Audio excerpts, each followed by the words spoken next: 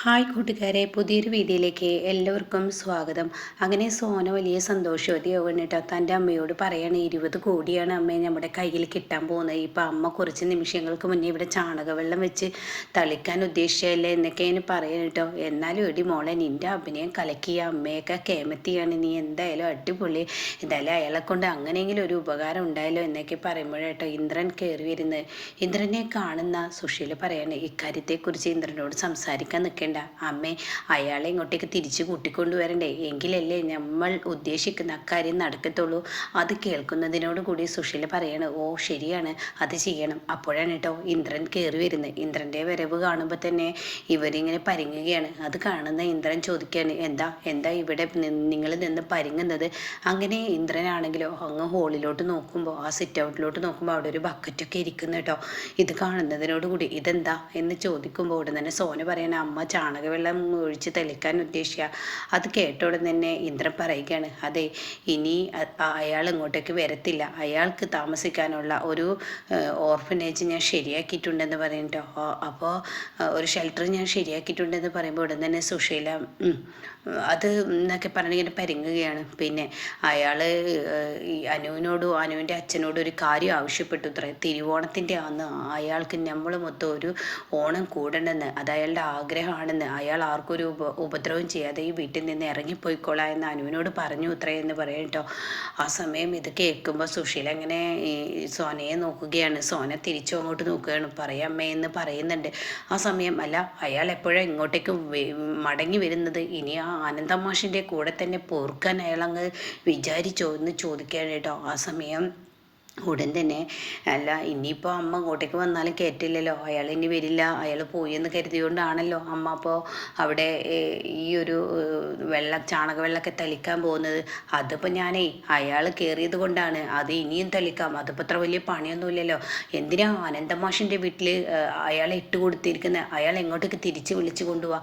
അത് കേട്ടോടൻ തന്നെ ഇന്ദ്രൻ ഇത് അമ്മ തന്നെയാണ് പറയുന്നത്. അതെ, ആളുകളെ കൊണ്ട് വെറുതെ ഓരോന്ന് പറയാൻ നിൽക്കണ്ട, നിൻ്റെ ഭാര്യയും നിൻ്റെ ഭാര്യയുടെ അച്ഛനും ഉണ്ടല്ലോ, അവർക്ക് എന്നെ പരാജയപ്പെടുത്തുക എന്നുള്ളൊരു ഉദ്ദേശം മാത്രമേ ഉള്ളൂ, അതിനു വേണ്ടിയാണ് അയാൾ അവിടെ പിടിച്ചു വെച്ചിരിക്കുന്നത്. അത് കേട്ടോടെ തന്നെ ഇന്ദ്രൻ പറയണ ആരും ആരെയും പിടിച്ചു വെച്ചിട്ടില്ല, അമ്മ ഇങ്ങോട്ടേക്ക് കയറ്റില്ലെന്ന് കരുതി അയാൾ ഇനി വരുമെന്ന് തോന്നത്തില്ല.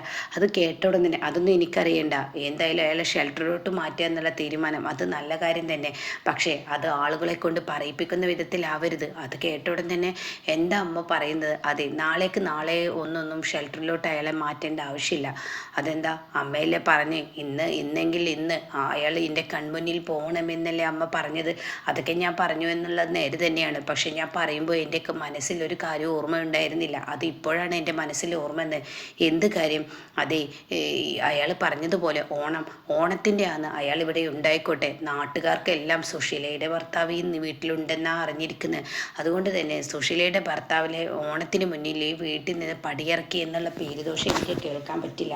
എനിക്ക് നീ ജീവിക്കണമല്ലോ, ഇനിയിപ്പോൾ ഞാനത് ചെയ്തില്ലെങ്കിൽ ആ ആനന്ദമാഷ് അത് ചെയ്യും, അപ്പോൾ അത് വേണ്ട. അപ്പോൾ അത് കേട്ടോണ്ട് തന്നെ അനുപമയെക്കുറിച്ച് ഇന്ദ്രൻ പറയാണ് അനു അക്കാര്യം കൂടി പറയാൻ പറഞ്ഞു.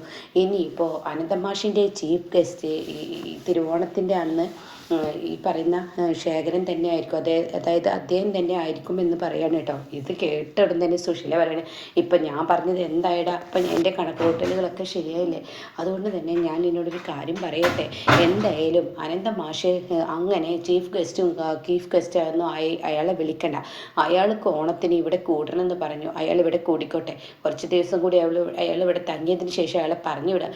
ഇതെന്താ അമ്മക്ക് വാക്കിനൊരു വ്യത്യാസം? അപ്പോഴേക്കും സത്യൻ എത്തുകയാണ് കേട്ടോ. അപ്പം സത്യനും ശ്യാമും വരികയാണ് ഊണ് കഴിക്കാനായി.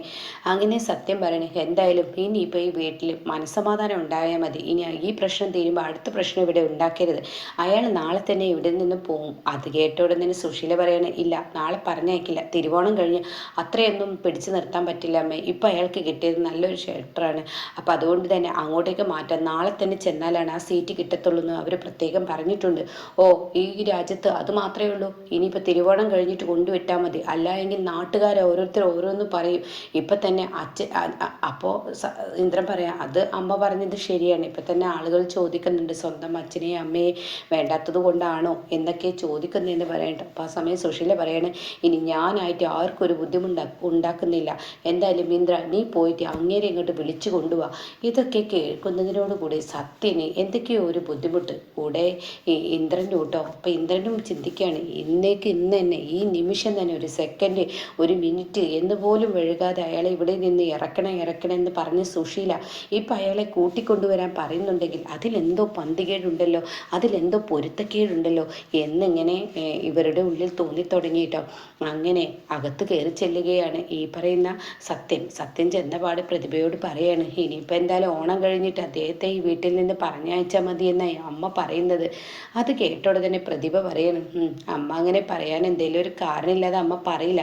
ഈ വീട്ടിൽ കുറച്ച് നിമിഷങ്ങൾക്ക് മുന്നേ ഒരു കാറ് വന്നിരുന്നു, അതിൽ നിന്ന് രണ്ടാൾ ഇറങ്ങി അമ്മയോട് എന്തൊക്കെ സംസാരിക്കുന്നത് കേട്ടോ. അപ്പം നീ കേട്ടില്ലേ? ഇല്ല കേട്ടില്ല.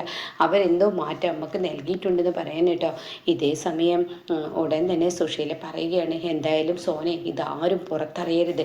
അയാളെ സോപ്പിട്ട് പിടിച്ച് ആ 20 കോടി നമ്മുടെ കൈക്കലാക്കണം. എന്നിട്ട് അയാളെ കറിവേപ്പില പോലെ ഹെൽട്രോ കുൾട്രോ എവിടേക്കച്ച മാറ്റിക്കോട്ടെ, ഒരു കുഴപ്പമില്ല. അയാളെ കൊണ്ട് എനിക്ക് ഇത്രയും കാലം ഉപദ്രവമില്ലാതെ ഉപകാരം ഉണ്ടായിട്ടില്ല. എന്തായാലും അത് നല്ല കാര്യം എന്നിങ്ങനെ പറയാൻ കേട്ടോ. എന്നാൽ ഈ സമയം ഇന്ദ്രനാണെങ്കിലോ ശേഖരനെ വിളിക്കാൻ വേണ്ടി മാഷിൻ്റെ വീട്ടിലെത്തുകയാണ്. ആ സമയം എല്ലാവരും അന്തം വിട്ട് പോവുകയാണ്. അപ്പം ഇന്ദ്ര, നീ ഇന്നിരിക്കുന്ന നിൻ്റെ അച്ഛനെ തന്നെ വിളിക്കാൻ വേണ്ടി വന്നതാണോ എന്ന് ഇങ്ങനെ മാഷ് ചോദിക്കുമ്പോൾ ഉടൻ തന്നെ അമ്മ പറഞ്ഞിട്ട് ഞാൻ വന്നതാണ്, ഇനി തിരുവോണം കഴിഞ്ഞിട്ട് പോയാൽ മതി എന്ന് പറഞ്ഞു. ഇപ്പോൾ അനു എന്നോട് പറഞ്ഞു ഇങ്ങനെ ഒരു ആഗ്രഹം ഇദ്ദേഹത്തിനുണ്ടെന്ന്. അപ്പോൾ അയാളുടെ ആഗ്രഹം തീർത്ത് കൊടുത്തോട്ടെ, നാട്ടുകാർ ഓരോന്ന് പറയുമെന്ന് പറഞ്ഞത് കൊണ്ട് മാത്രം എന്നോട് വിളിച്ചു കൊണ്ടുവരാൻ പറഞ്ഞു.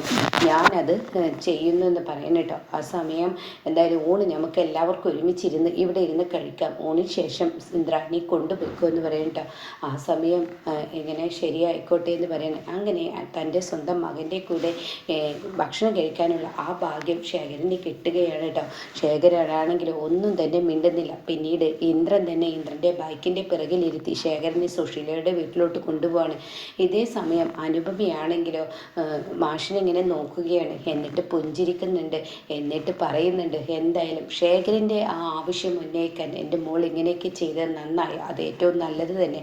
അപ്പോൾ ഇതിലെന്താ കളിച്ചിരിക്കുന്നത് എന്ന് വെച്ചാൽ അനുപമയുടെ ഉള്ളിൽ ഇന്നും ഇന്നലെ തുടങ്ങിയതല്ല. അനുപമക്ക് ഒത്തിരി ദിവസങ്ങളായി തൻ്റെ മനസ്സിൽ ഈ ഒരു തോന്നൽ, അതായത് കഴിഞ്ഞ തവണ മാഷ് പറഞ്ഞിരുന്നു ആ ശേഖരൻ നാട്ടിലേക്ക് എത്തുമ്പോൾ 1 കോടിയോ 2 കോടിയോ ഒക്കെ ആയിട്ട് വരികയായിരുന്നെങ്കിൽ ശേഖരന് സുശീല വലിയൊരു സ്ഥാനം കൊടുക്കുമായിരുന്നെന്ന്. അപ്പോൾ മുതൽ തൻ്റെ മനസ്സിൽ അങ്ങനെ ഒരു പദ്ധതി തയ്യാറാക്കാം എന്നൊരു പ്ലാന് ഇവിടെ അനുപമ മനസ്സിൽ ഉറപ്പിച്ചിരുന്നു കേട്ടോ.